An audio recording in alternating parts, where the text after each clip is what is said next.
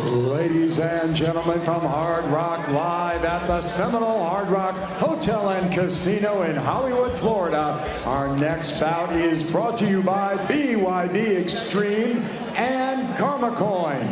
This is your co-main event of the evening, scheduled for 5 3-minute rounds of professional bare knuckle boxing in the cruiserweight division. The 3 judges scoring at ringside: Vicente Rodriguez, Manuel Marquez Jr., and Michael Tate. Introducing first, fighting out of the blue corner, wearing white trunks with blue trim. He weighed in at 186 pounds. He is undefeated in his bare knuckle career, 1 win, no losses.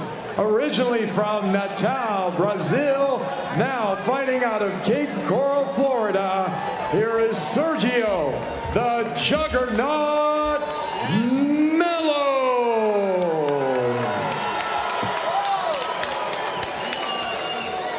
His opponent, fighting out of the red corner, wearing blue trunks with red, white, and green. He weighed in at 186 pounds. He is also undefeated in his professional career, 6 wins, no losses. El Hijo de República Dominicana y Miami, Florida. Here is Jomi, Arcangel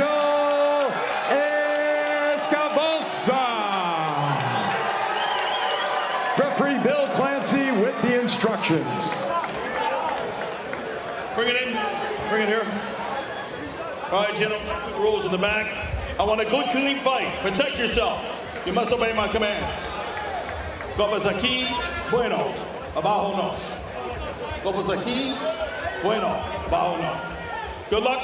God bless. Touch him up. John Michael Jomi Escoboza. Sergio Luis Melo Jr. Luis Melo.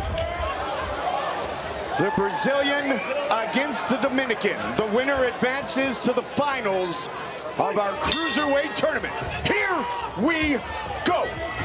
Fight scheduled for 5 3-minute rounds. Southpaw Escoboza in the red wrap, Melo in the orthodox stance. He will switch, and we have seen him, Benny, be effective from the southpaw stance. And that's rare to see, because usually they get lethargic when they get out of their natural stance. But you're going to see right here, the guy is long. He's very long, Escoboza, but he's very accurate. Very patient approach by Melo, but you saw him try to time with a big right hand, the jab of Escoboza. So he's taking the patient approach, but he's looking to make his shots count. Let's see how Escoboza handles this type of approach. He's got to probably, again, use those feints and use that jab and keep that, maintain that distance, because Melo is looking for a big counter. They looked for it again there. Came up just short. And there's that switch of the stance. And see, that's a street fighter style. And that's exactly what they do. They'll switch back and forth, but they don't get out of that reach area. So they don't reach for it. They're in their base. Good jab. Yeah, and I think Escoboza's going to have to really use that jab tonight. Melo is always a durable guy. Oh, good body shot by Melo. He worked the body there well. Escoboza said low, but it wasn't low, and Melo's right. It wasn't low. Jomi's smiling. Jomi has that 5-inch reach advantage, Paulie. And there's one thing, having the reach advantage, there's another thing, utilizing it, fighting long. Jomi's really good at it. Yeah, but in the Trigon, it's not always easy to maintain that reach advantage. That's a great point. Good jabs there, and that's one way to maintain that reach advantage, is those jabs. Jomi's got to be careful not to paw that jab and be sharp with it and make it a jagged jab, because otherwise Melo's going to come underneath that. Nice left hand there by Jomi. And one thing about the pawing jab, Benny, you know, it's not good to use it if you don't have anything to come back behind it. A lot of times, oh, nice little check hooks there by Jomi, and he looks to get out of that corner quick. One thing about the pawing jab, sometimes you want to use it to set up a big left hand, or depending if you're a right-hander, a big right hand. But other than that, you don't just want to lay it out there pawing it like you just said, man. Otherwise, Melo is going to close that gap on you. Good duck and roll by Melo. I like the way Melo transitions from lefty to righty on his way in. He's not really paying for it by getting hit. He protects himself well, and he closes that gap well. He'll kind of bring his back foot over, which in boxing is a real terrible mistake, but in bare knuckle it seems to work. And what Melo's trying to do is try to get Escoboza to lean, try to reach and then attack there. That was a little bit of a push there. Melo gets right back in there. Clancy knew it. You can just see the veteran experience of Melo. He's all psychology right there. He makes sure he tells the ref, no, no, no, and then he steps right to Escoboza to let him know, nah, nah, nah, I'm still here. That was on the bell line, yeah. Melo thinks nothing's low. That one was low. But credit to Melo for targeting the body, you know? Escoboza said he got himself in a fight tonight, you know? Yeah. You know, and psychologically, you got to wonder here on the part of Escoboza, because he came here extremely confident, and he didn't get his way in that first round. Yeah, but you know what? You also, when you're fighting a guy with the experience of Melo, combat experience, he's a rugged veteran, he knows how to win. You can't just, I don't think you can mentally approach the fight like, oh, this is going to be easy. Maybe some of the other ones have been easy. You can't really have that approach with a guy like Melo. Here's when Melo went down, it was a bit of a shove there up the top of the shoulder. You see Melo right away wanting to step in, and he got right there. And he said he's actually waving Escoboza in with his finger, saying, "No, no, no, I'm stepping right to you."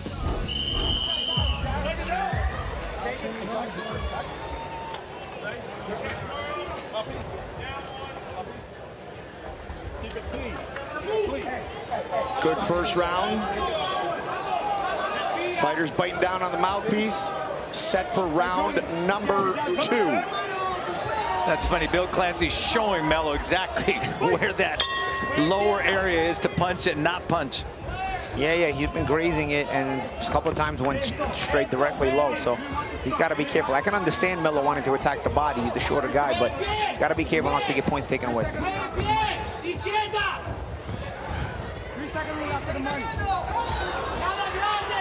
Head and brow. Hani Marks, also from Natal. Troy Beltran may have fought Hani Marks during his MMA days. Just a tangle. Both men showing great emotion. Only one will advance to the finals of our cruiserweight tournament. Yeah, both guys having that winning mentality in their minds. Neither guy is willing to break that. Nice jab that by Escoboza. I feel he's got to be a bit more consistent with that. There's one, how many seconds is he going to wait for another one? Let's see. He didn't feint with it there, and Melo timed him with a left hand over the top of it. Although now the jabs have opened up. A cut. And it's right on the bridge of the nose, yeah. 40-year-old Melo. There's a jab again. Escoboza will turn 31 tomorrow. Good head movement. But you know what? Jomi's starting to get that jab in more consistently. He's got to be careful. He's got to start feinting with it. Just because you keep landing it, if you don't feint with it, Melo will look to time you. You got to stay. You got to keep spicing it up with a guy like Melo, because he's got too much veteran experience to just keep falling for the same trick. And Melo's got to, what he's got to do now is attack the solar plexus of Escoboza. That's where you want to aim your punches. There. Right on cue, Benny. I know the Nogueira brothers are twins, but I'm thinking Melo could be their cousin at least. Absolutely. He looks like Big and Little Nog for certain. A little shorter, but definitely. He's the stocky version. He is the stocky version, yes. Nice jab. Jomi has been more committed to the jab. I feel like he heard me when I said it's got to be more consistent. Yeah, but Paulie, what he's got to do when he lands that jab, then pivot around.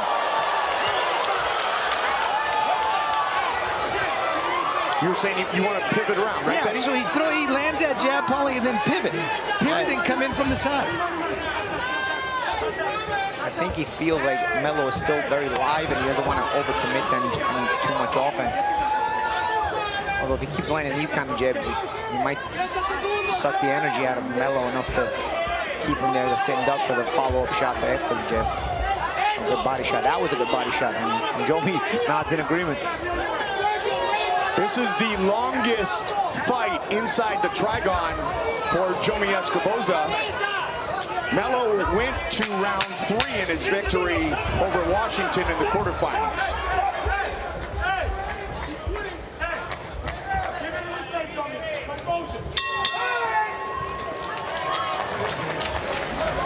Good round by Escoboza. I think even he feels it. He's getting the crowd into it. think he felt like he had more control there in that second round than he did in the first round. First round was a lot closer.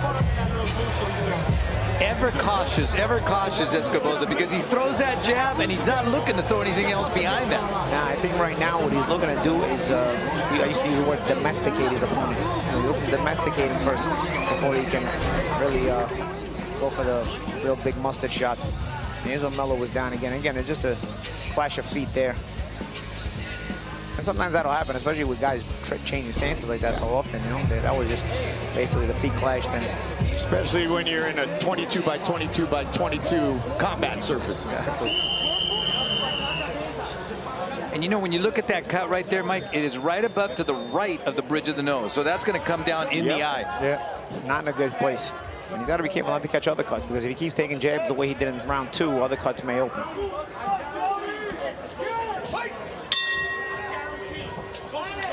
In our fighter interviews, I said to Jomi Escoboza, I said, many people consider you the favorite. And he said, I'm always the underdog. That's my mindset, even when I'm the favorite. And he wasn't agreeing with me, but yet he has that underdog mentality, and that's what keeps him hungry. Round 3. Melo's got himself trapped here. Let's see if Escoboza can take advantage. They see even Escoboza knows Melo's ready to react to anything. And then again, you need the feint. They will battle the feet there. They're trying to step on each other's feet. Lefty versus righty. Well, we saw earlier what happened to Watson coming out of that corner. And Melo switching that stance. Now Melo in the southpaw stance. This is a street fight for Melo. He's fighting exactly what they fight in the streets.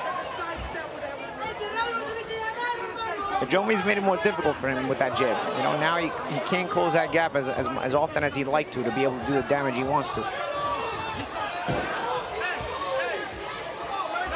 Round 3, fight scheduled for 5 3-minute rounds. Oh. That was a big combination. Good hook by Escoboza in the middle of an exchange from both guys. Paulie, he's having trouble seeing out of that eye now. Yeah. I mean, the blood is in a bad spot, like you mentioned, Benny, and I don't think it's going to help that it flows a lot easier when in these bare knuckle kind of fights.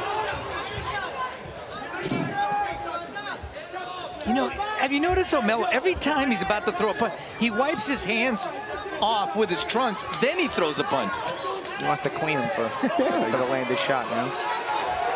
He's taking the clean punch, literally.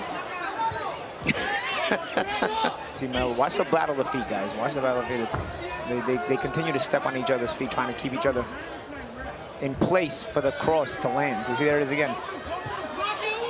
Both guys last step, and then lefty righty, you will have these battle of feet, but these guys are, I feel like it's happening on purpose at times.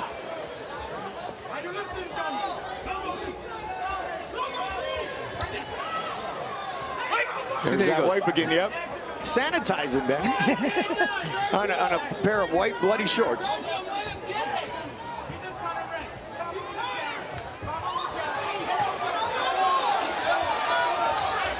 Jomi looking to do damage in the corner, but coming right out and throwing. Melo the juggernaut. 10 seconds here on the clock in round 3. Oh, big shots. Big shots by Melo. Finally got what he wanted at the end of the round. We got ourselves a fight.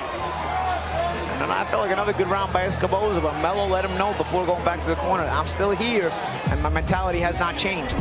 A lot of times you lose a couple rounds in a row, and then the opponent's mentality does change. As we see the knockdown here, some footage of the knockdown. These guys are going to exchange some big blows here. I want to see exactly what caused the knockdown. Started with a nice cross to the body by Escoboza. And they're battling feet there. You can't really see it. They're battling the feet there. And let's see. See what? Oh, that was a big shot. That wasn't even the knockdown. That was at the end of the round. And now I can see why Escoboza was being careful about that, cautious, because he's so good at fighting out of that corner where he ducks down. Then all of a sudden, that leg explosion. Take that one with you on the way out as well for him. As Melo gives him a present on the break.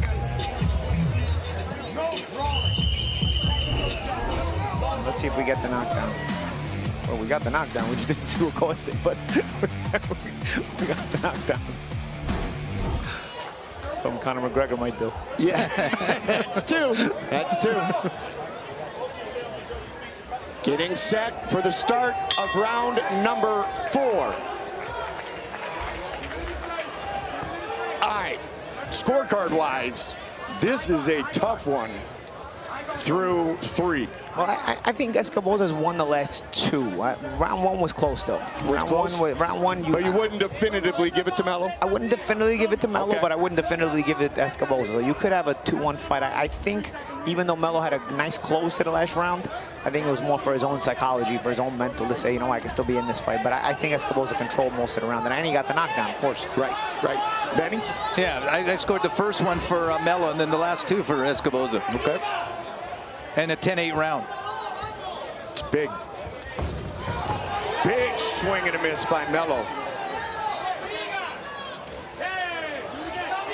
And that jab has been key for Escoboza, really.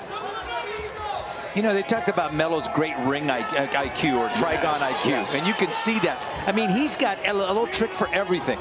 Seems like so far he's had an answer for whatever Escoboza and doesn't let him get in rhythm. I mean, he started his MMA career in 2003. And this guy's been, and he's Brazilian, so he's been fighting his entire life. Yeah, he's comfortable in there, and Absolutely. even with the blood, it's bothering him nonetheless. But he's not uncomfortable in there. He's not ready to call it. He's not ready to pack it in here. You can tell from his body language. He's still looking to be hurtful. Nice body shot by Escoboza. Good thinking as Melo brought the high guard. A nice cross to the head by Escoboza. And I like the variation Escoboza's showing here. And that was definitely an example there of Melo not being able to see out of that right eye because that left got in there cleanly. That blood now is flowing.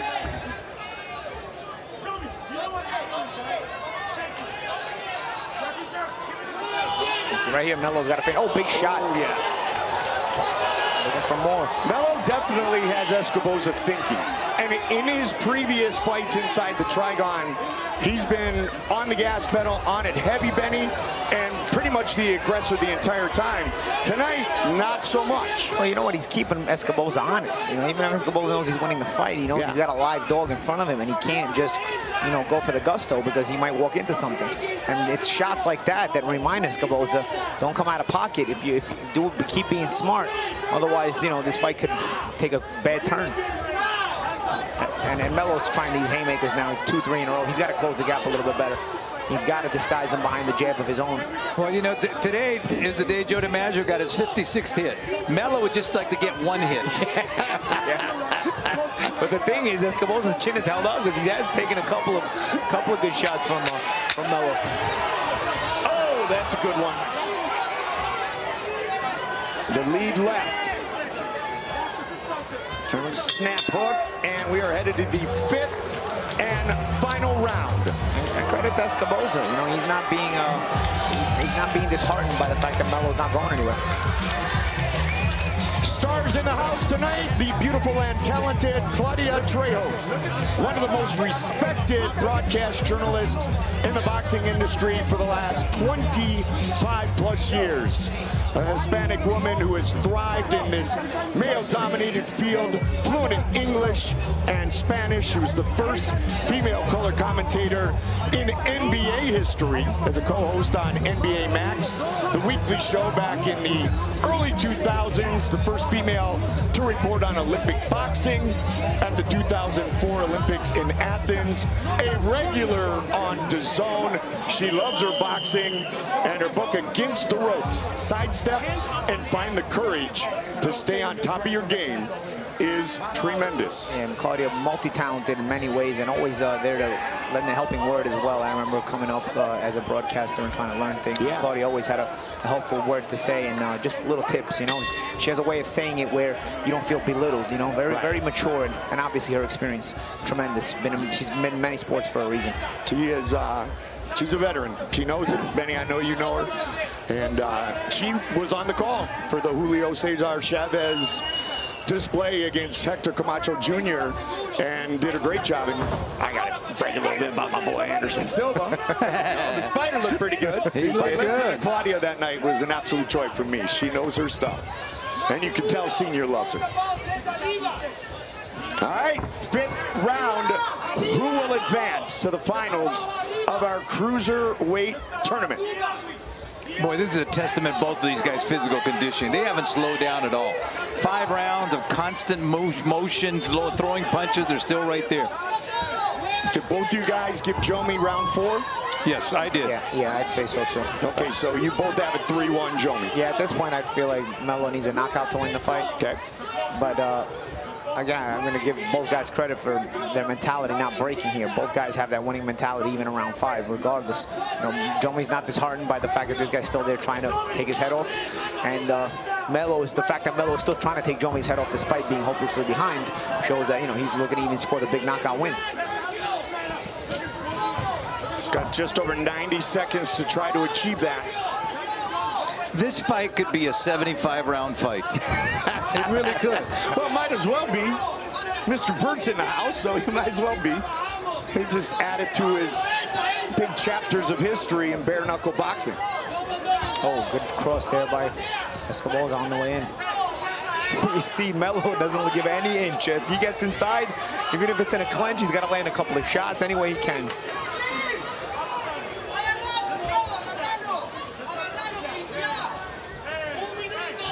Now Melo's right ear bleeding from those hooks and check hooks that Escoboza has been able to land with that right hand. And that 34 years of jiu-jitsu and cauliflower. Yeah, it doesn't help you. That's probably the reason it's bleeding to begin with. Even if he got hit in the ear without the cauliflower ear, maybe he wouldn't be bleeding. You see how dangerous Melo is? Even on that one, you see that pivot? Yeah. And that left was all of a sudden right he's there. He's looking to turn, no shot. Look at this body language. He's looking to turn heavy shots in there. Final 30 seconds of this fight.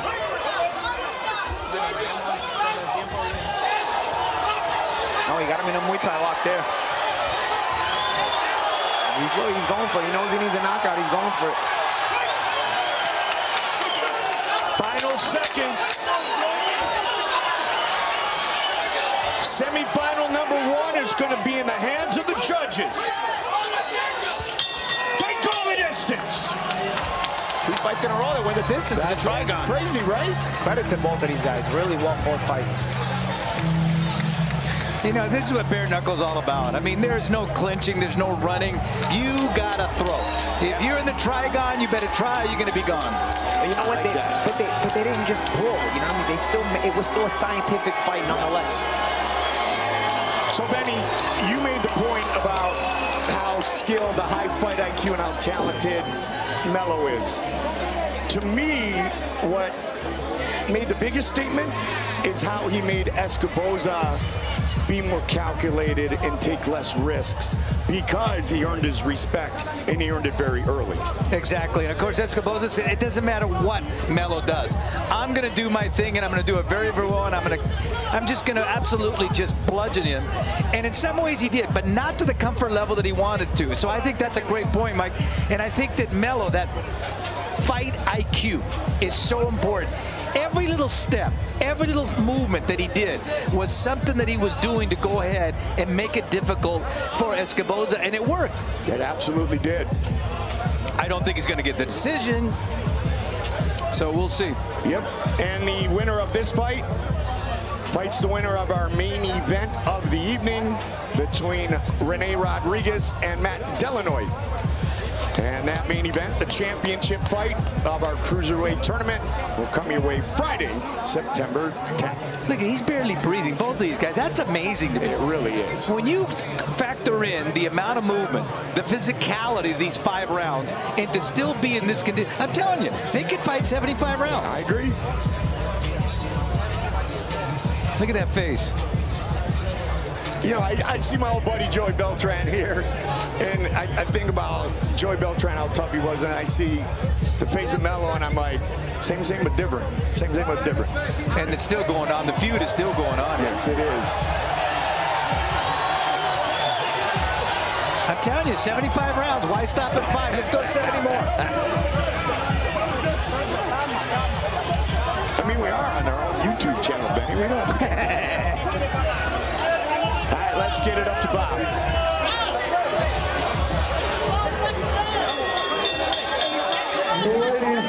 gentlemen, from Hard Rock Live at the Seminole Hard Rock Hotel and Casino in Hollywood, Florida, after 5 rounds of bare-knuckle boxing, we go to the scorecards.